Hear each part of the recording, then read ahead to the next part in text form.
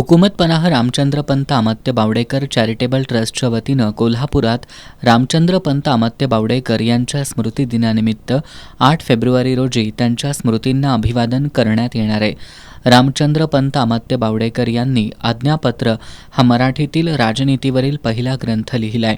रामचंद्र पंत अमात्य बावडेकर यांच्या स्मृतिदिनानिमित्त 8 फेब्रुवारीला विविध कार्यक्रमांचं आयोजन करण्यात आल्याची माहिती ट्रस्टचे उपाध्यक्ष डॉक्टर अमर आडके यांनी कोल्हापुरातील पत्रकार परिषदेत दिली आहे.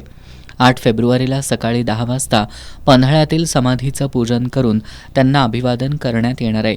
त्याच दिवशी सायंकाळी 5:30 वाजता कोल्हापुरातील ताराबाई पार्कमधील रामचंद्र पंत अमात्य सभागृहात काकासाहेब विधाते यांचं मराठ्यांचा स्वातंत्र्य लढा या विषयावर व्याख्यान होणार आहे.